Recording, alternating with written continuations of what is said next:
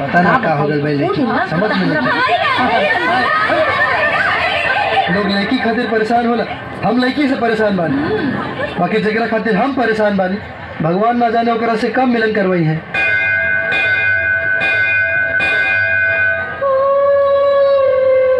लड़की सब पीछे पड़ जाए, सब बेकार।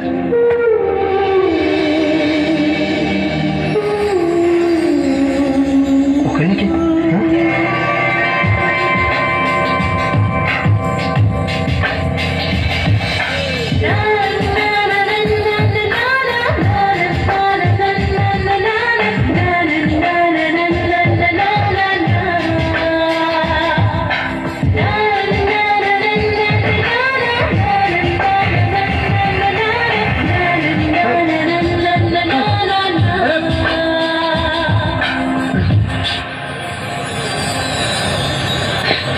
वाह भगवान, हमारा मन की राधा मिल गई।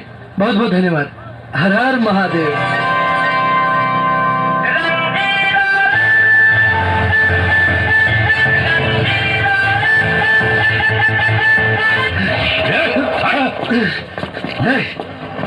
रास्ता छोड़। केकरा से मेरे केवा गाड़ी में जौन भरल जवानी भर के आयल बाड़ी ओकरे से।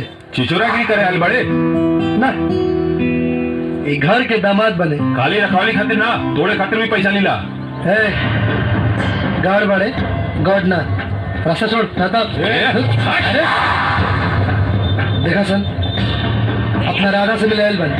हमने की चाहत कि अपना राधा से मिले से पहले तोले लोग के भगवान के लगे पहुंचा दे। रास्ता छोड़ा। मुंह के धमकी सामने के ना डरानी सन। चल हट।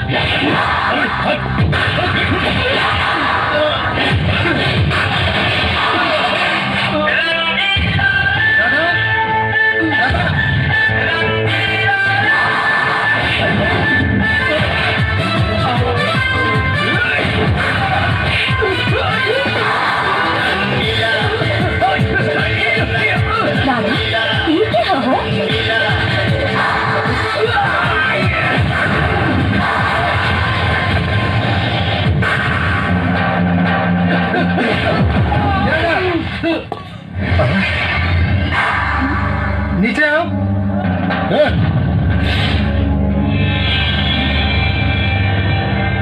क्या बात है? हमारा बहन का नाम काहे लेता रहे? अच्छा, तो रवा लोग हमारे सार है और रवा हमारे बड़ सार हो। कब प्रणाम साले साहब। बचपन से लेके आज तक घर और गाड़ी से बाहर ज्यादा निकला लाऊ, फिर ओकरा का कैसे जाना तारे रे? जिंदगी में कबो प्यार कैले बड़ा लोग कि खाली बंदूकें देखले बड़ा लोग। बड़ साले साहब बंदूक नीचे करवाई तब कहे। बोल। ये भइल ना बात, जब से होश संभरले बानी सुतत जागत बस अपना मन के राधा के ही खोजत रहनी, ताकि श्री कृष्ण भगवान जी जैसन हमरो प्रेम कहानी अमर हो जाए। राउर बहिन मंदिर में दर्शन करके जैसे घंटी बजौली, वही समय से उनका खूबसूरती देख के हमारा दिल के घंटी बज गई और उनका के अपना मन के राधा मान लेनी। और हाँ, आई लव यू कहे आयल बनी।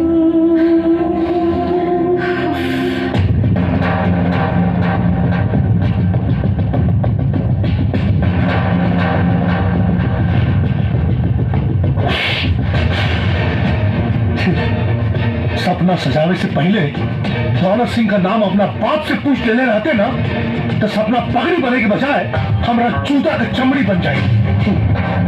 बस कुछ दिन इंतजार करी, जौना दिन राउर बहन हमारा प्यार के रंग में रंगा जाये, वो दिन हमारा सपना और जूता के चमड़ी ना और बहन के मांग के सिंदूर बनी।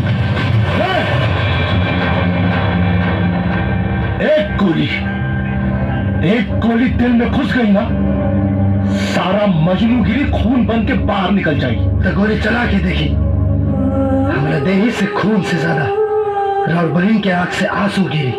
कहे कि अब हमारा दिल में राउर बहन के ही नाम बस गई बा।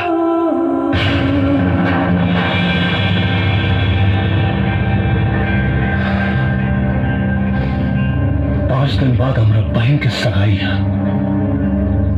हम नहीं की चाहत कि कौन शुभ काम से पहले तो खून बहा के अशुभ करे। चल जाओ यहाँ से। चल जाए, लेकिन वादा करता नहीं 5 दिन के भीतर राउर बहन के दिल में अपना खातिर ऐसा प्यार जगाई कि 24 घंटा दिलो दिमाग में बस एक के नाम गूंजी, रंगीला।